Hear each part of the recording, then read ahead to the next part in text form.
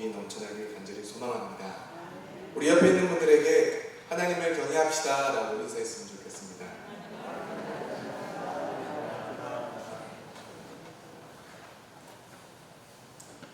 우리 성도님들이 기도해 주시고 관심을 가져주셔서 새싹부와 청소년부와 청년부 수련회가 은혜 가운데 잘 마쳤습니다.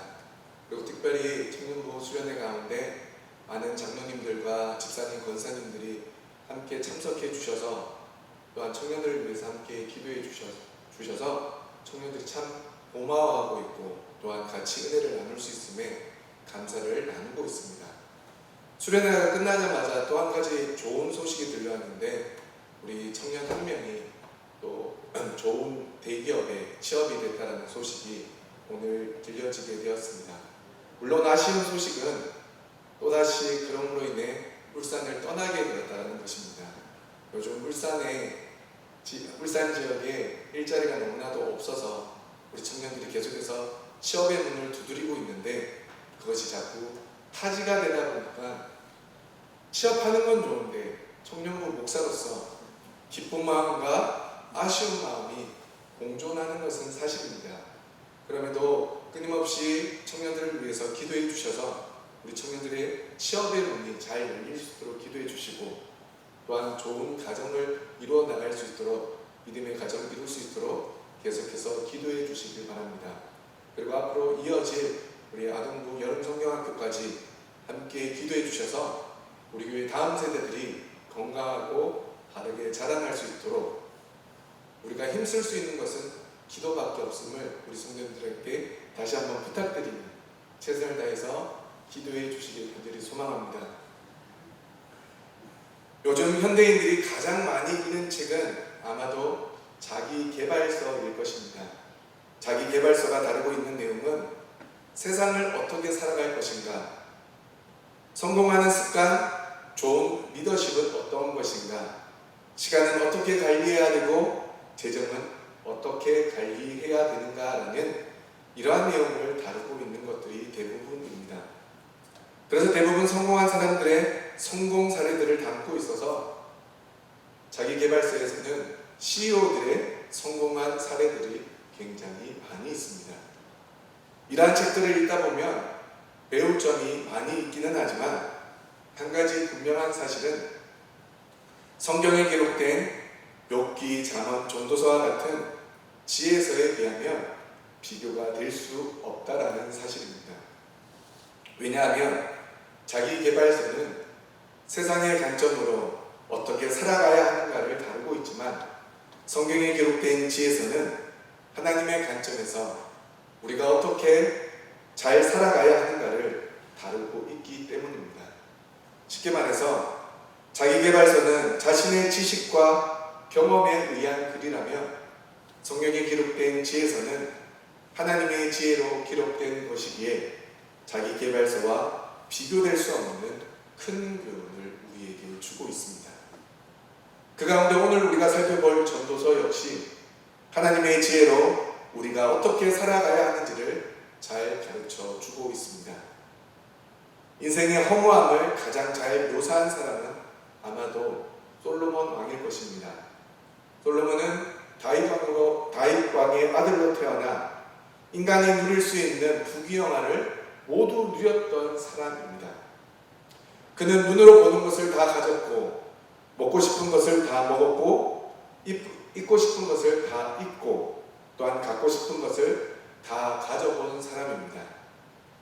이러한 삶을 살았음에도 불구하고 솔로몬은 전도서 1장 2절 말씀에 기록된 그의 생의 마지막 고백은 헛되고 헛되며 헛되고 헛되니 모든 것이 헛되도다라는 말로 그의 인생을 정리하고 있습니다. 왜 그렇습니까? 이 세상에 어느 것도 완전한 것이 없기 때문이며 인간이란 바람처럼 흔들리는 존재임을 솔로몬은 너무나 잘 알고 있었기 때문입니다. 세상의 모든 것은 다 지나갑니다. 청춘의 아름다움도 때가 되면 들꽃처럼 시들어집니다. 권력도 명예도 돈도 건강도 세월의 위력 앞에서는 허무한 본질을 드러낼 수밖에 없게 된다는 것입니다. 그래서 솔로몬은 계속해서 인생의 헛됨을 강조하였던 것이고, 오늘 본문 앞 9절과 10절 말씀에서도 해 아래 인생의 모든 수고가 허무한 뿐이라고 이야기하고 있습니다. 프랑스에 잔 칼망이라는 할머니가 계셨는데, 이 할머니는 122세를 살다가 1997년에 돌아가셔서 최고령 할머니로 기네스북에 등재된 분이십니다. 이 할머니는 120년을 넘게 살았기에 생전에 신기한 이야기들이 많이 있습니다. 그 중에서도 할머니가 90세가 되던 해에 하나뿐인 딸이 늑막염으로 요절하고, 또한 손자도 자손을 남기지 못한 채 교통사고로 죽게 되자 상속을 해줄 사람이 없게 되었습니다. 그래서 같은 동네에 살던 48살의 변호사에게 우발적으로 할머니가 살고 계신 아파트를 매매하기로 계약했습니다. 그 계약에는 조건이 하나 있었는데, 본인이 살아있는 동안 매달 우리나라 돈으로 약 50만 원씩만 자신에게 지급하면 본인이 죽게 될 때 이 아파트의 소유권을 넘겨받게 된다는 것이었습니다. 당시 변호사도 큰 불만 없이 이 계약을 받아들였고, 양측 모두 만족스럽게 계약을 체결하였습니다. 할머니의 나이가 이미 90살이니 만약 할머니가 1년 안에 돌아가시면 600만 원 정도의 집 한 채를 얻게 되는 것이고, 3년을 사신다 해도 1,800만 원 정도, 그리고 10년을 사신다 해도 6천만 원 정도가 되니까 변호사의 입장에서는 충분히 받아들일 수 있는 너무나도 좋은 계약 조건이었습니다. 그런데 할머니는 10년이 지나 100살이 되어도 돌아가시지 않고, 20년이 지나 110세가 되어도 돌아가실 기미가 전혀 보이지 않고, 오히려 자전거를 타고 다니실 만큼 너무나도 정정하셨습니다. 그런 할머니를 보며 변호사는 이미 손해가 시작되었지만 계약을 했기 때문에 울며 겨자 먹기식으로 매달 50만 원씩을 꼬박꼬박 드릴 수밖에 없었습니다. 그런데 그 할머니는 120살이 되어도 돌아가시지 않았습니다. 그 변호사는 30년이나 매달 50만 원씩의 금액을 지급하고도 아파트는 넘겨받지 못한 채 78세의 나이로 할머니보다 2년 앞서 죽게 되었습니다. 게다가 계약자가 사망하면 계약자의 가족, 자녀들이 계약을 이행해야 한다는 법에 따라 변호사가 사망한 후에도 가족들이 매달 50만 원씩을 지급했다라고 합니다.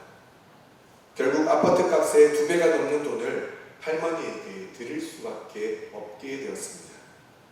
결과적으로 할머니는 32년 동안 안정적인 연금을 매달 받으며 122세에 세상을 떠나셨습니다. 이처럼 인간이 죽는 것은 다 때가 있습니다. 죽고 싶다고 마음대로 죽는 것도 아니고, 더 살고 싶다고 사라지는 것도 아닙니다. 그리고 이 변호사처럼 때를 당겨서 이득을 취하려고 하는 것도 마음대로 되지 않고, 때를 늦춰서 손해를 덜 보려 하는 것도 우리의 힘으로는 되지 않음을 잘 보여주는 사례라 할 수 있습니다. 이처럼 우리의 인생은 솔로몬이 고백했던 것처럼 헛되고 헛된 허무한 인생뿐입니다. 하지만 전도서의 말처럼 모든 인생이 헛되고 허무하기만 하면 우리의 인생이 얼마나 무의미하겠습니까? 하나님을 믿고 따름에도 우리의 인생이 허무하다면 오늘 이 시간 하나님 앞에 예배드리는 것이 무슨 의미가 있겠습니까? 그래서 오늘 본문 말씀은 이러한 허무한 인생에서 벗어날 수 있는 3가지 방법을 우리에게 알려주고 있습니다. 그것은 첫째, 하나님의 영원성을 사모하는 것입니다. 오늘 본문 11절 말씀을 보면 하나님이 모든 것을 지으시되 때를 따라 아름답게 하셨고, 또 사람들에게는 영원을 사모하는 마음을 주셨다라고 말씀해 주고 있습니다. 이는 하나님께서 하나님의 절대적 주권으로 인간에게 영원을 사모하는 마음을 주심으로 인간이 영원하신 하나님과 교제할 수 있게 되었음을 이야기하는 말씀입니다. 그리고 인간이 하나님께 나아가 하나님을 경외하고 그 뜻에 따라 성실하게 살아감으로써 인생의 허무에서 벗어날 수 있다고 말씀해 주고 있습니다. 이처럼 사람에게 영원을 사모하는 마음을 주셨다라는 말을 직역하면 하나님은 사람의 마음에 영원을 심으셨다라는 말로 해석할 수가 있습니다. 그렇다면 하나님께서 우리들의 마음에 영원을 심으셨다라는 말은 구체적으로 어떤 의미를 주는 것이겠습니까? 이는 하나님께서 비록 인간을 제한된 시간 안에 살게 하셨지만 그 마음에는 영혼에 대하여 생각하고 자신의 존재의 시작 그리고 결국에 다시 돌아갈 것에 대한 의문을 가지는 마음을 주셨다라는 것을 의미합니다. 이를 좀 더 쉽게 말하면 영생에 대한 소망을 주셨다라는 뜻으로 이해하면 좋을 것입니다.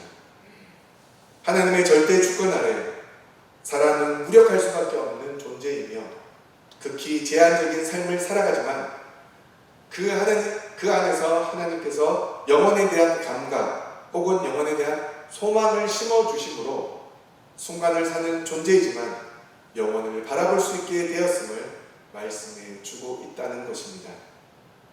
여기서 이러한 사실을 말하는 것은 제한적인 존재여 허무하기 이를 데 없는 존재로서의 해 아래 인생의 허물을 극복하기 위한 가능성은 바로 이러한 영혼을 바라보는 마음에서 찾아야 한다는 것을 보여주기 위함입니다.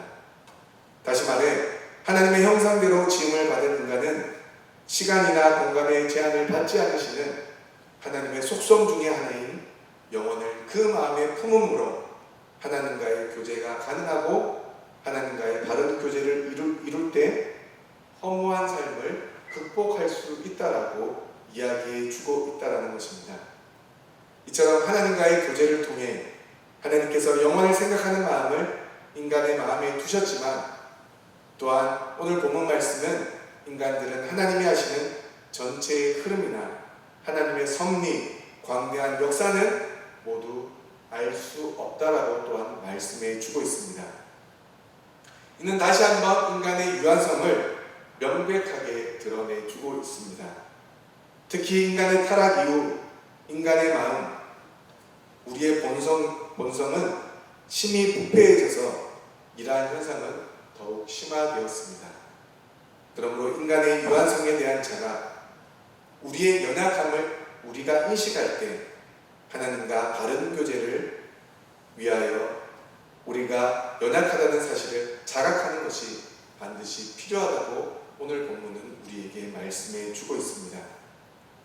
자신의 유한성에 대한 자각은 인간으로 하여금 자연스럽게 하나님을 경외하게 하며 하나님의 섭리를 인정하고 하나님이 정하신 때에 따라서 겸손하게 살아갈 수 있게 하는 것입니다. 그래서 많은 목사님들이 이 말씀을 쉽게 우리의 겸손한 자세에 대해서 겸손한 자세로 말씀을 설명해 주고 있다는 것입니다. 우리가 겸손할 수밖에 없는 이유는 하나님의 위대하심 앞에 우리는 연약한 존재고 제한적 존재라는 사실을 우리가 인식할 때 우리가 하나님 앞에 겸손해질 수 있다라고 말씀하기 때문입니다. 그럼 우리 이 자리에 앉아 계신 우리 모든 성도님들도 우리 하나님 앞에 우리의 연약함을 날마다 고백함으로 날마다 하나님 앞에 겸손한 삶을 살아가시길 소망합니다. 그 은혜가 주어질 때 우리가 하나님을 더욱더 경외할 수 있고 하나님을 온전히 바라볼 수 있다라고 오늘 전도자는 우리에게 말씀해 주고 있습니다. 허무한 인생을 극복할 수 있는 두 번째 방법은 사람이 사는 동안에 기뻐하며 선을 행하는 것이라 말씀해 주고 있습니다. 먼저 기뻐하는 것, 즉 사람의 행복은 스스로의 노력으로 이루어지는 것이 아닙니다. 하나님이 마련하신 은총을 누릴 때에만 참된 행복이 가능하기에 우리가 기뻐할 수 있는 조건은 하나님이 우리에게 은혜를 허락하실 때에만 참된 기쁨과 행복을 누릴 수 있게 된다는 것입니다.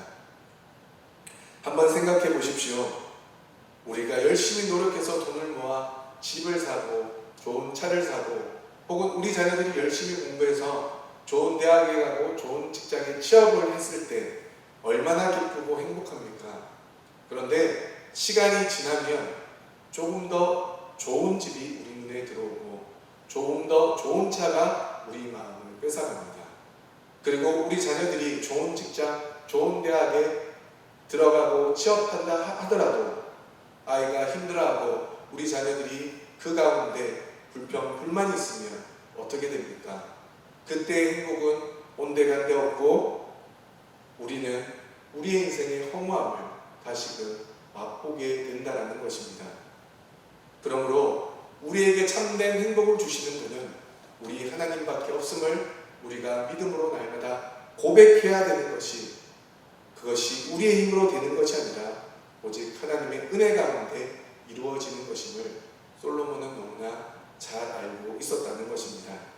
그리고 선을 행하는 것 역시도 하나님께서 선물로 주신 은총을 누리며 행복한 삶을 사는 동시에 한 걸음 더 나아가 하나님께서 원하는 선을 행함으로써 더 큰 보람을 느끼는 삶을 살게 될 때 허물을 극복할 수 있는 최선의 삶이라고 설명해 주고 있는 것입니다. 그러므로 하나님이 즐거움을 누리도록 기회를 주셨을 때 이를 낭비하지 않고 그 안에서 선을 행하며 즐기는 것이 하나님의 주권적 섭리에 따라 살아가는 인생이 취할 최선의 자세라는 것을 우리에게 알려주고 있습니다. 그래서 모든 사람들은 그리스도인이라면 항상 기쁨 가운데 착하게 살아야 한다고 생각을 합니다. 교회 다니는 사람이 화를 내거나 나쁜 짓을 하면 믿지 않는 사람들이 동일하게 행동했을 때보다 더 많은 직책을 받는 것도 이와 같은 진리가 이미 우리에게 선포되었기 때문일 것입니다. 우리가 하나님의 영원을 사모하는 존재라면 지금 당장 바로 앞의 일을 알 수 없을지라도 그 시간 가운데 역사하시고 우리의 인생을 책임져 주실 뿐 아니라 우리에게 은혜를 허락하셔서 그 은혜 가운데 우리의 삶을 살게 하시는 하나님의 놀라운 은혜와 축복 가운데 기쁨으로 선을 행하며 살아가는 것이 하나님의 주권을 인정하며 살아가는 그리스도인들의 인생임을 설명해 주고 있습니다. 그러므로 많은 사람들이 그리스도인들을 향해 더 엄한 잣대를 가지고 바라보는 것에 대해서 불평하거나 그들을 원망할 것이 아니라 우리에게 주어진 진리 때문에 그럴 수밖에 없음을 인정하고 그로 인하여 주어지는 하나님의 더 큰 은혜와 축복으로 허무한 인생이 아닌 참된 행복을 누리며 사는 복된 인생이 되어지길 간절히 소망합니다. 해 아래 인생의 험한 삶을 극복하기 위한 세 번째 방법은 먹고 마시며 낙을 누리는 것이라 설명합니다. 먹고 마시고 수고하여 만족을 누리는 것 역시도 하나님이 주신 선물이기 때문에 허물을 극복하는 삶의 자세라고 설명해 주고 있습니다. 고대 이스라엘 사람들의 교제는 주로 식탁에서 이루어졌습니다. 따라서 먹고 마신다라는 표현은 가족, 친척, 동료들과 친밀하게 교제하며 삶을 나누는 것을 염두에 둔 표현으로 볼 수 있습니다. 이처럼 주위 사람들과 더불어 일상생활 가운데서 친밀하게 교제하고 즐거움을 구하는 것이 하나님이 주신 선물을 누리는 것임을 부각시켜 설명해 주고 있습니다. 그리고 수고에 대해 전도서 1장과 2장 말씀에서 헛되다고 언급한 것과 다르게 오늘 본문 말씀에서는 수고로부터 오는 유익을 누릴 것을 권면하고 있습니다. 이는 앞서 헛되다고 이야기한 수고는 하나님의 주권적인 섭리를 무시하고 인간이 그 무엇을 이룰 수 있다고 생각하는 인간적 욕심을 채우려는 수고를 말하는 반면 본문의 수고는 하나님의 섭리에 순응하는 것이 전제가 된 수고를 나타내주는 말입니다. 그러므로 인생에서 어떤 일이 일어날 때 그것을 하나님의 뜻으로 알고 받아들이며 하나님의 때를 기다리며 인내하는 가운데 날마다의 삶에 충실하고 그 안에서 즐거움을 찾으라고 말씀해 주고 있습니다. 따라서 같은 수고라 할지라도 이와 같이 무엇에 중심을 두고 있느냐에 따라서 그것이 허물을 가져올 수도 있고 진정한 만족을 가지고 올 수도 있다는 것입니다. 그렇다면 우리는 어떠한 삶을 살아야 하겠습니까?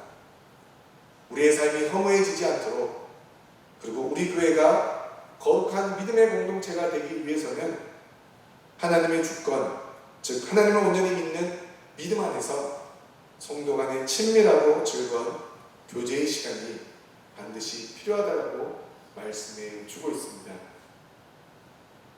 그리고 이 말씀은 우리의 가정에서도, 그리고 우리의 개인의 삶에서도 동일하게 적용되어지는 말씀입니다. 그리고 이 모든 것을 한마디로 정의하면 하나님을 경외하는 것이라 말씀해 주고 있다는 것입니다. 따라서 해 아래 인생에 허물을 극복할 수 있는 유일한 길은 하나님의 절대 섭리에 대한 경외뿐이라는 것을 솔로몬은 오늘 우리에게 말씀해 주고 있습니다. 우리의 마음에 영혼을 심는 것, 그리고 우리가 하나님 앞에서 기뻐하며 선을 행하는 것, 그리고 우리가 먹고 마시며 즐거움을 누리는 그 모든 것이 하나님을 경외할 때 우리에게 주어지는 축복이요 은혜라는 사실을 말씀해 주고 있습니다. 경외란 기본적으로 존경과 사랑을 기초로 한 두렵고 떨리는 마음으로, 성경에서 경외하다는 말이 처음 나타난 것은 창세기 22장 12절 말씀에 아들을 바치는 시험을 통과한 아브라함에게서 나타나고 있습니다. 창세기 22장 12절 말씀을 앞에 자막을 보시고 함께 읽어보도록 하겠습니다. 함께 읽겠습니다. 시작.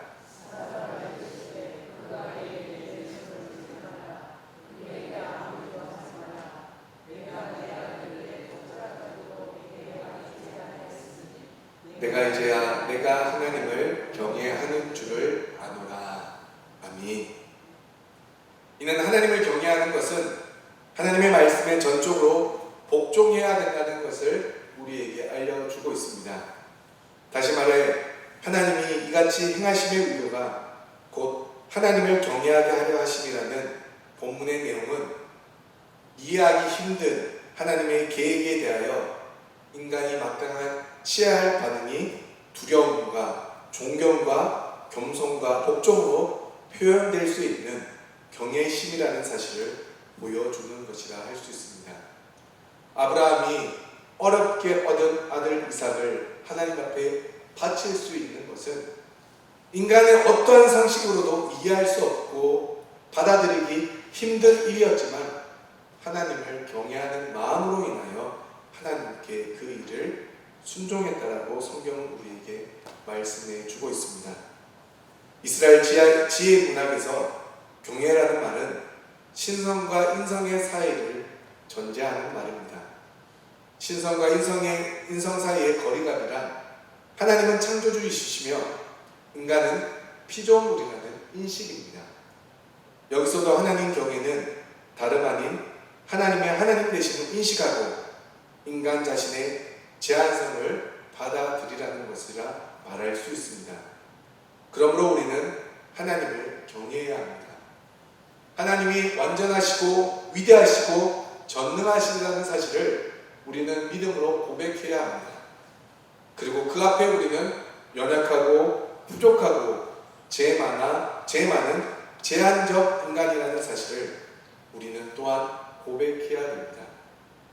그렇지 않으면 하나님을 경외하지도 않고 그런 인생은 결국 헛된 인생이며 허무한 인생이라고 전도자는 우리에게 말씀해 주고 있습니다.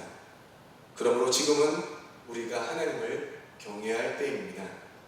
솔로몬은 전도서 3장 전체의 말씀을 통해 우리가 때를 알지 못하기 때문에 하나님을 경외해야 된다고 말씀해 주고 있습니다.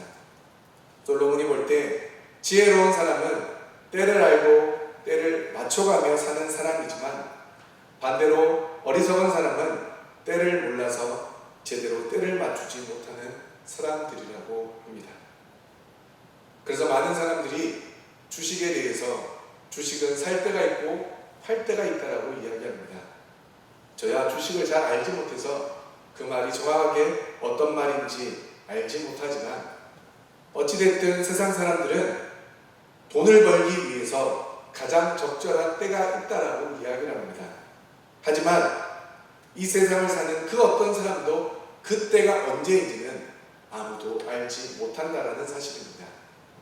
이때이겠지, 이때가 되면 내가 많은 돈을 벌겠지라고 생각하여 판단하여 행한 행동이 때로는 그 말과 맞아떨어지는 경우 돈을 많이 버는 것이고, 그렇지 못할 경우 돈을 많이 잃게 된다는 것입니다. 그러므로 솔로몬은 우리에게 때를 알고 때를 맞추는 사람이야말로 지혜로운 사람이라고 우리에게 알려주고 있습니다. 여러분들이 아시는지 잘 모르겠지만 유명 강사 김미경이라는 사람이 있습니다. 이 사람은 여성으로서 많은 사람들에게 교훈을 주며 좋은 이야기를 통해서 이 시대를 살아가는 힘을 제공해주는 너무나도 좋은 스타 강사입니다. 그런데 이 사람이 30대의 아이들을 키우면서 남편을 너무 많이 의지했다라고 고백하는 이야기를 들었습니다. 이놈의 남편은 왜 빨리 안 들어오는지 애들 뒤치다거리를 하느라 애를 붙잡고 울기도 하고 탈진이 되기도 하며 매일매일 힘든 삶을 살아야 했다라고 고백합니다. 보통의 어머니들이 그렇게 생활할 거라고 생각하며 하루하루 버티며 살면서 내린 결론은 남편은 자기가 생각하던 그런 남편이 아니더랍니다.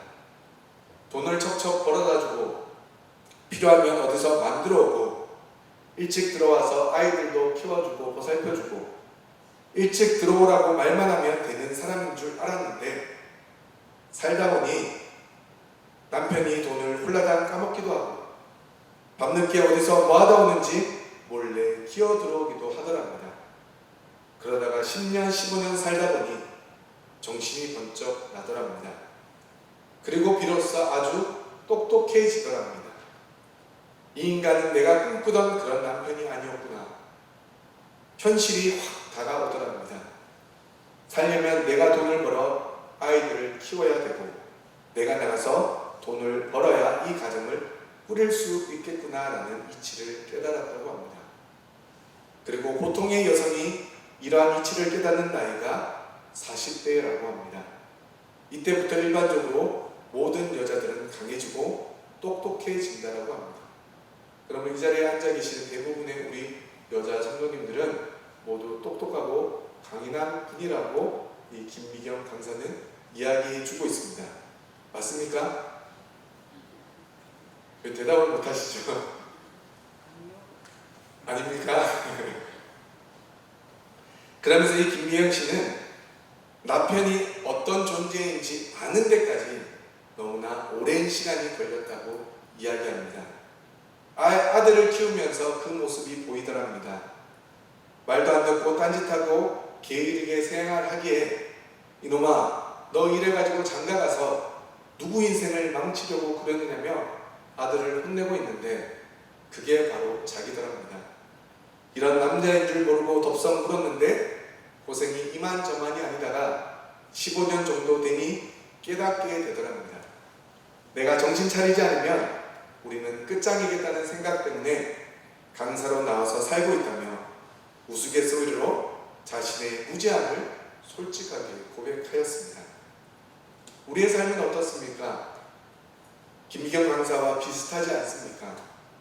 내가 정말 똑똑한 것 같지만 무지한 사람인 것을 때가 지난 후에 후회하며 깨닫게 된다는 것입니다. 그래서 솔로몬은 우리들에게 때가 더 늦기 전에 자신의 무능함을 인정하고 하나님을 경외하라고 말해주고 있는 것입니다. 그리고 솔로몬은 복을 주시는 분이 하나님이시기 때문에 하나님을 경외해야 한다고 말씀해 주고 있습니다. 모든 것은 하나님의 손에 달려 있습니다. 그렇기 때문에 우리가 가진 재능이나 돈이나 환경이나 인맥보다 더 중요한 것은 하나님을 경외하는 것입니다. 우리가 잘 알고 있는 크리스마스 선물이라는 이야기를 우리 성도님들도 잘 아실 것입니다.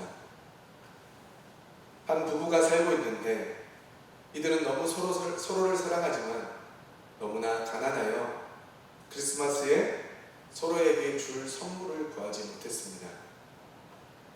그런데 그 중에 부인이 가진 것은 아름다운 머리카락이었고, 남편은 아버지께로 물려받은 금시계 하나가 전부였습니다.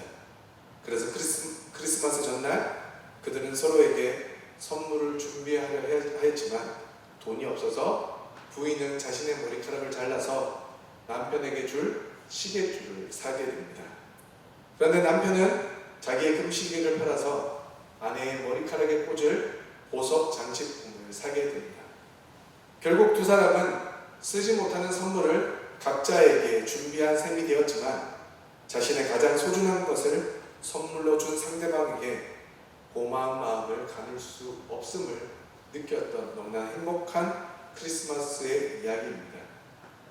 하나님께서는 하나님께 가장 귀한 독생자를 우리에게 내어주셨습니다. 부모에게 가장 중요한 것이 무엇입니까? 재산도 명예도 권력도 아닌 바로 우리 자녀들 아닙니까? 자녀를 위해서라면 그 어떤 것도 포기할 수 있는 것이 부모의 마음입니다. 예수 그리스도는 하나님의 독생자였습니다. 하나님에게 가장 소중한 존재였다는 말입니다. 그런데 하나님께서는 그 소중한 독생자를 우리를 위해 내어주셨습니다. 그것은 우리가 하나님의 가장 소중한 독자까지 내어줄 만큼 하나님께 소중한 존재라는 것을 말씀해 주는 것입니다. 그러므로 하나님께서 독생자를 우리에게 주셨다는 것은 하나님의 입장에서 최고의 선물을 우리에게 내어주셨다는 것입니다. 그리고 우리는 예수 그리스도의 십자가의 죽음으로 영원한 생명을 선물로 얻게 되었습니다. 우리는 말할 수 없이 귀한 영원한 생명을 예수님 때문에 거저 받은 것입니다. 그러므로 이 세상에 이보다 더 귀한 선물이 어디 있겠습니까?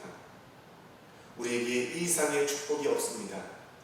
그렇게 우리는 예수 그리스도를 가장 귀한 분으로 알고 하나님께 늘 감사하고 하나님만을 경외하며 살아갈 수 있는 복된 인생들 되어지길 소망합니다.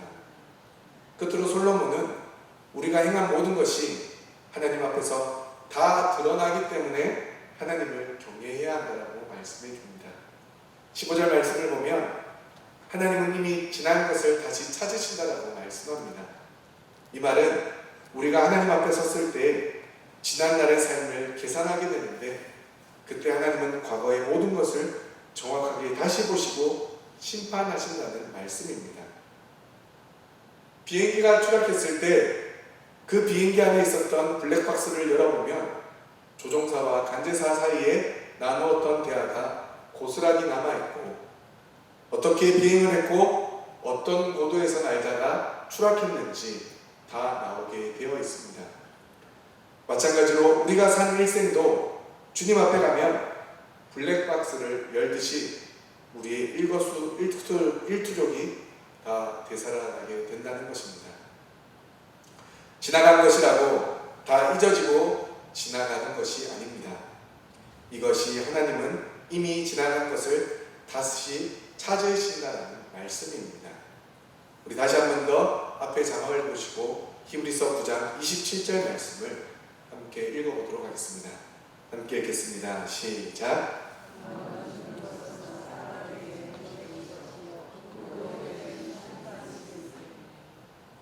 히브리서의 말씀을 통해 사람은 반드시 죽게 되어 있고 죽음 후에는 하나님의 심판대 앞에 서야 된다는 것을 말씀해 주고 있습니다. 그러므로 하나님의 심판을 받지 않고 상급을 받으려면 두렵고 떨림으로 하나님을 경외해야 하는 것입니다. 사랑하는 성도 여러분, 저는 오늘 이 시간 저자도 제목도 모르는 시 한 편으로 말씀을 정리해 볼까 합니다. 한번 잘 들어보시기 바랍니다. 할 일이 생각나거든 지금 하십시오. 오늘 하늘은 맑지만 내일은 구름이 보일지도 모릅니다. 어제는 이미 당신 것이 아니니 지금 하십시오. 친절한 말 한마디가 생각나거든 지금 말하십시오.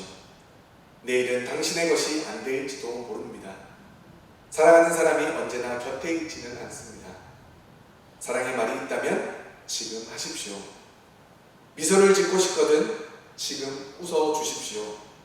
당신의 친구가 떠나기 전에 장미가 피고 가슴이 설레일 때 지금 당신의 미소를 주십시오.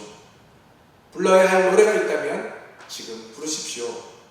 당신의 해가 저물면 노래 부르기엔 너무나 늦습니다. 당신의 노래를 지금 부르십시오.